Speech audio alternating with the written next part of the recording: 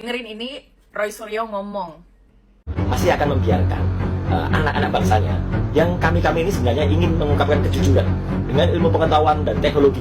Jadi ini pure science ya, untuk membuktikan kepalsuan skripsi dan juga kepalsuan ijazah.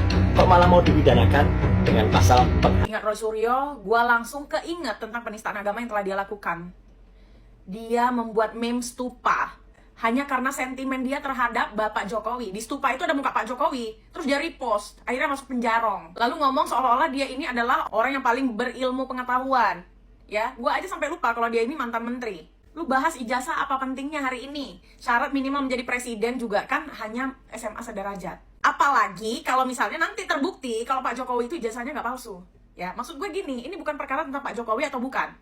Ini perkara, lu sebagai orang yang berpengetahuan seharusnya membahas dan memberi gagasan untuk pemerintahan yang sekarang, Bapak Prabowo Subianto. Jadi, lu ini sakit hati banget sama Pak Jokowi sampai ganti presiden. Hari ini pun presiden lu bawa-bawa Pak Prabowo. Jangan sampai nanti, kayak temenmu ini loh, abang ini. Pertama gagah kali, nggak taunya melempem, ya kan? Nih, lihat. Jangankan ancaman penjara, Joko Widodo, ya. Ancaman nyawa pun saya hadir. Maaf sama Pak Jokowi, maaflah Pak Jokowi. Walaupun saya ahli bisa salah. Lalu hari ini orang-orang udah pada kebulan, orang udah bicara tentang hal yang di luar pengetahuan orang Indonesia. Lu masih ngebahas ijazah. Apa pentingnya ijazah?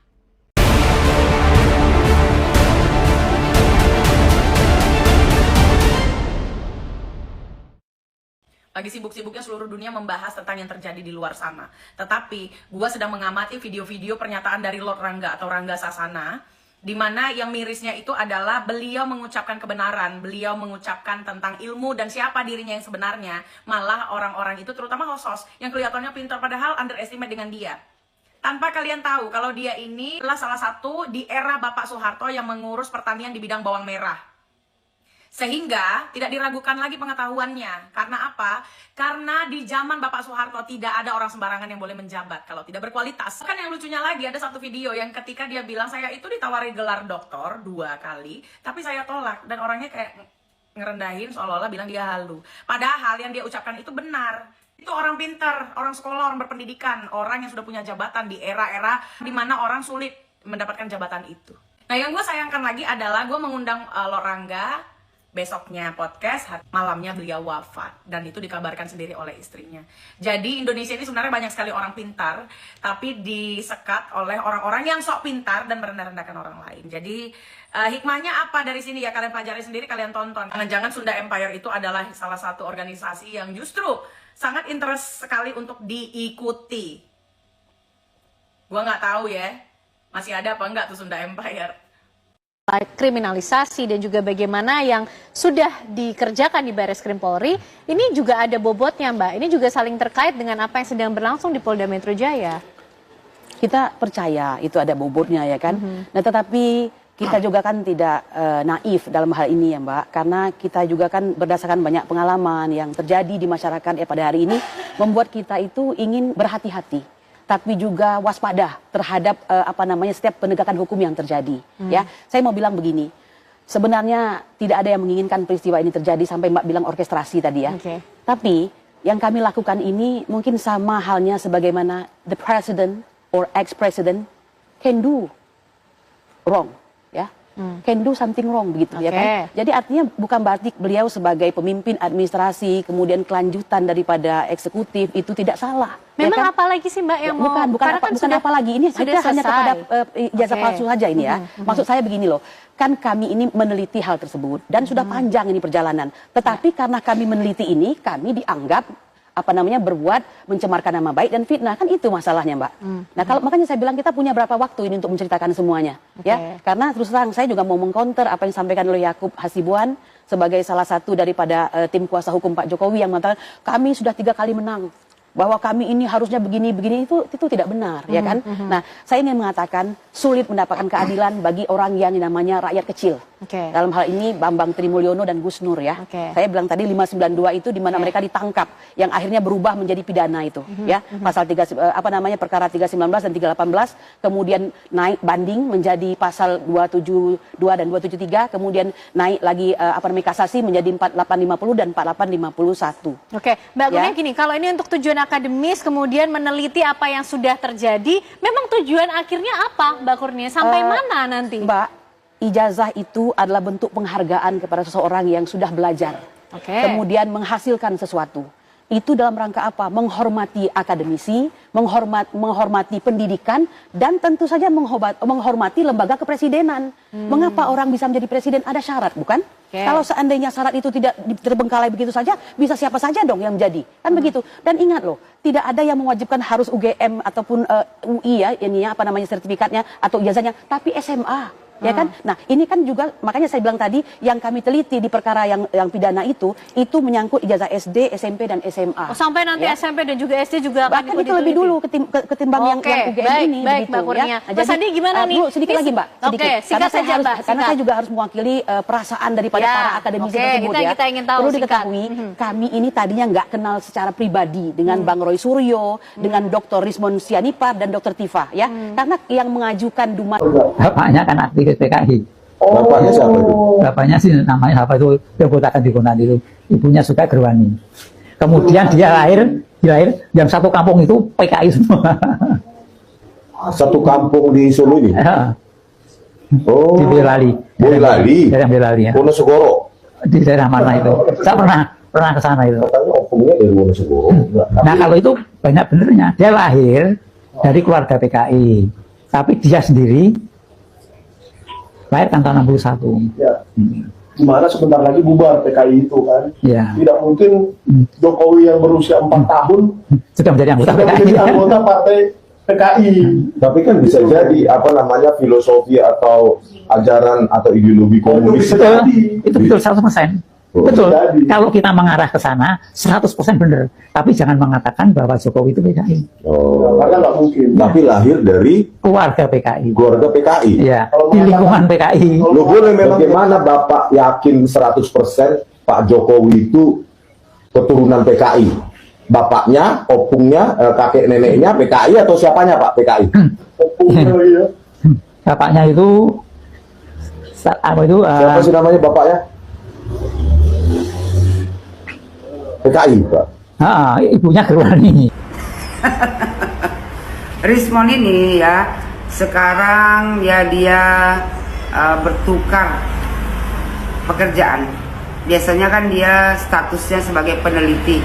Sekarang Rismon berganti profesi menjadi detektif pribadi. Rismon ini kesana kemari mencari ya informasi tentang Bapak Joko Widodo. Kali ini Rismon bertemu dengan seorang tua. Bapak ini ya menyatakan bahwasanya Pak Jokowi itu keluarganya PKI. Padahal Bapak ini nggak kenal sama keluarga Pak Jokowi. Dan Bapak ini juga nggak tahu nama dari ayah Bapak Joko Widodo, tapi dia bisa membilangkan sama si Rismon bahwasanya Pak Jokowi lahir dari keluarga PKI. Mon, di mana kau jumpa Bapak ini, Mon?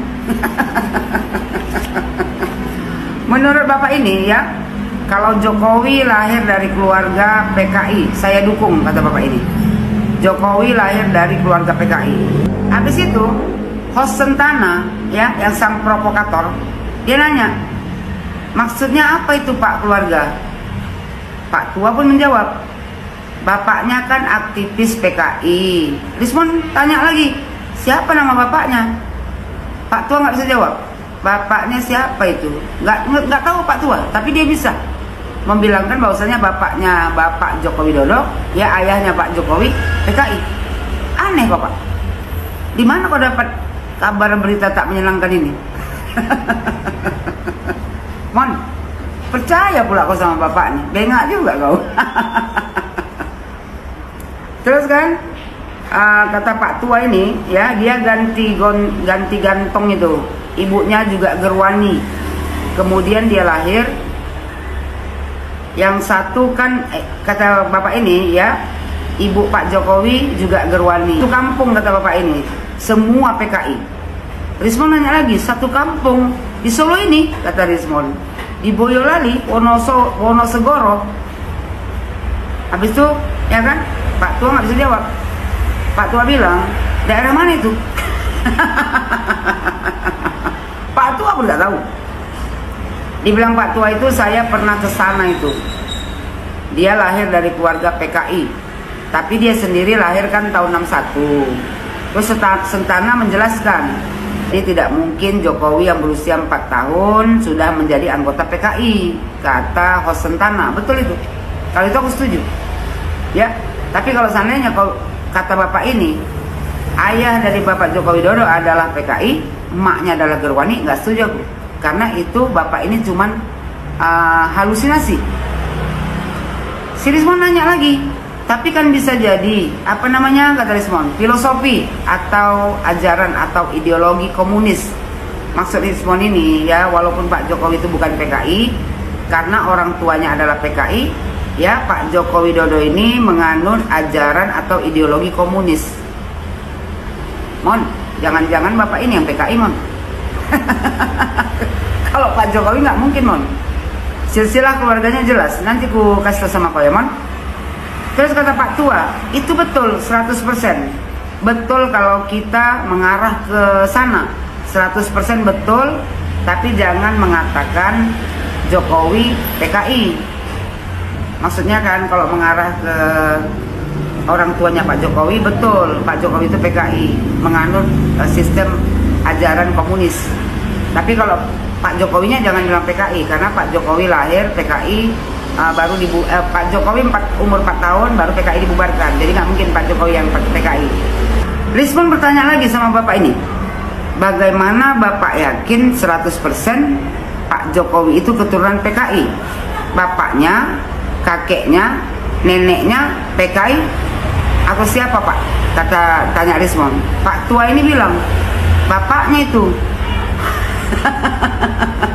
Siapa nama bapaknya? Ditanya si Rismon. Pak Tua nggak tahu. Orang Pak Tua ngada-ngada, Mon.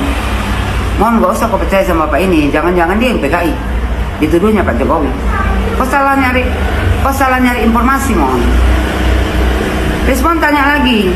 Itu kata bapak ini kan ibunya Gerwani. Rismon bertanya, itu yang baru meninggal baru-baru kemarin? Ya, itu maksudnya ibu dari Bapak Jokowi yang baru meninggal kemarin, itu yang Gerwani, maksud si Rismon seperti itu. Pak Tua ini bilang, kan masih menjadi perdebatan bapaknya siapa, ibunya siapa. Kau tengok, Mon, gak jelas kan? Bapak ini cuma menerka-nerka, Mon. Karena dibilang orang, Pak Jokowi itu ya kan ayahnya nggak jelas, emaknya belum jelas siapa, apakah betul keturunan PKI. Jadi bapak ini berhalusinasi. Kau bertanya kepada orang tua yang sudah maghrib, yang sudah nyanyuk. Dia aja nggak tahu nama Pak Jokowi, dia nggak tahu. Ya, mentebak-tebak dia, Mon. Sini gue kasih tahu sama kau, Mon, biar kau dapat berita yang valid. Mon, coba kau baca buku berjudul Jokowi dari Bantaran Kalianyer ke Istana. Penulisnya, Mon, ya, itu adalah Wawan Masudi. Dia dosen ilmu sosial Fakultas UGM. Sama tuh sama kau, Universitas Gadjah Mada. Satu lagi, Mon, 2 penulisnya, Bapak Ahmad Ramdhani. Dia pengajar di Fakultas Ilmu Sosial dan Politik di Universitas 11 Maret. Coba kau baca bukunya, Mon. Itu dia, Mon, penerbitnya Gramedia Pustaka Utama. Di situ dijelaskan, Mon. Ya, Pak Jokowi itu orang tuanya berasal dari mana.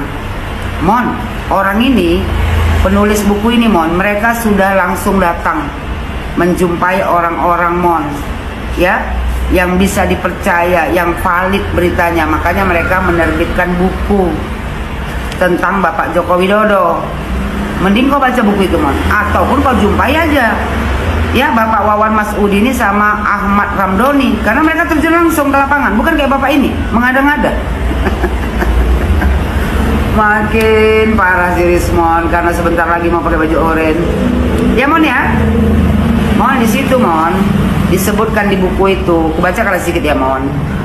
Kakek Pak Jokowi dari jalur ayahnya, ya, namanya Lamidi Wiryo Miharjo. Ya, itu kepala desa, Mon. Tahun 1950 sampai tahun 1980-an. Kalau Pak Jokowi keturunan PKI, kan nggak mungkin kakeknya aja kepala desa. Mana mungkin kepala desa waktu zaman Orde Baru keturunan PKI dikasih jadi kepala desa? Nggak mungkin, Mon.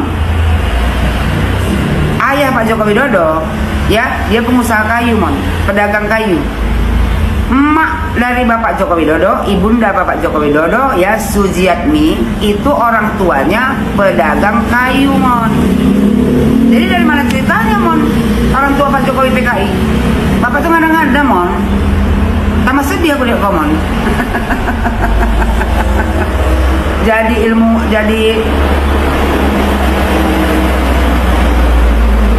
Jadi peneliti gak jadi. Sekarang jadi detektif, salah pula ngambil narasumber. Apa nggak makin parah kok, Mon? Udahlah, Mon, kau hadapi ya kenyataan. Terima aja lah, Mon. Ya, hukuman. Kan kau bilang 12 tahun itu kan kecil bagi kau. Udah kau jalani aja lah. Kau tunggu aja nanti. Ya, baju oranye. Nanti kalau udah pakai baju oranye kau kabari aku ya, Mon. Bareskrim Polri sudah menyatakan bahwa ijazah Bapak Joko Widodo atau Bapak Jokowi itu asli. Salam APBN, ambil positif, buang negatif. Gua kira ini permasalahan buntut ijazah asli atau palsu udah selesai, ternyata masih berlanjut. Setelah 10 tahun Bapak Joko Widodo menjabat menjadi presiden ke-7 di Indonesia ya, 10 tahun, 2 periode, bukan waktu yang singkat dan bukan waktu yang mudah, ya, dipertaruhkan dengan 1 lembar ijazah. Selama ini lu pada kemana aja? PDIP sempat menyebut kalau misalkan yang ijazahnya ada itu tinggal tunjukkan aja, nggak perlu sampai repot-repot seperti mungkin bisa ada tanggapan Pak Jokowi? Saya itu sebetulnya sedih kalau proses hukum mengenai ijazah ini maju lagi ke tahapan berikutnya. Saya kasihan, tapi ya ini kan sudah keterlaluan, jadi ya kita tunggu proses hukum selanjutnya. Ya, saya rasa itu aja. Pak Joko Widodo itu seharusnya sudah bisa pensiun dengan tenang, dengan nyaman, dengan aman, menghabiskan waktu bersama istri, bersama cucu, ya. Tapi ini nih, orang-orang ini nih, ribet banget perkara selembar ijazah. Pak Joko Widodo itu ya, udah dari zaman jadi wali kota, gubernur, sampai presiden 2 periode, kagak ada yang masalahin ijazah. Lah, gue mau tanya, emang kalau mau jadi wali kota atau mau jadi gubernur, itu kagak pakai ijazah? Apa bagaimana? Partainya gimana? Kenapa nggak ada yang mempertanyakan ke partainya gitu loh? Kenapa semuanya mengarah ke Pak Jokowi gitu loh? Apa ini partainya juga mau ngomong, saya ditipu oleh Bapak Jokowi?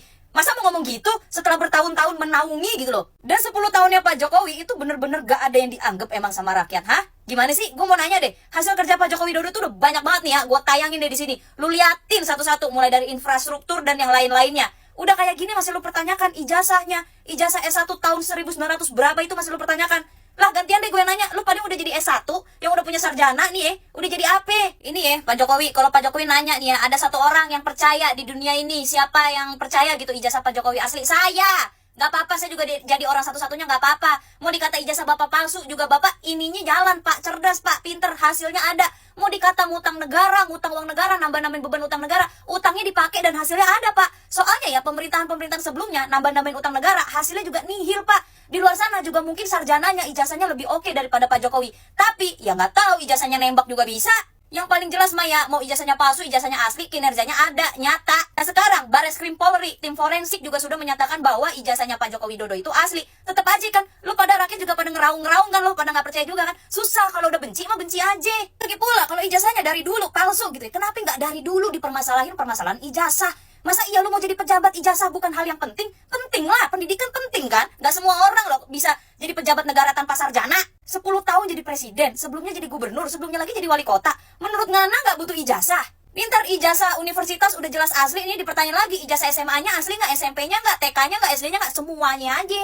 10 tahun Pak Jokowi menjabat ya, dikata-katain, difitnah-fitnah, dibilang boneka lah, inilah itulah. Sekarang giliran orang sabar melawan, kalian gak suka. Ini siapa sih yang ujuk-ujuk bilang ijazah Pak Jokowi palsu? Tuh siapa sih? Coba buktiin. Lu tahu dari mana itu ijazah palsu? Lu yang harus ngebuktiin. Itu omongan keluar dari mulut lu. Lu yang ngebuktiin. Bukan Pak Jokowi yang harus menunjukkan ijazahnya ke kita.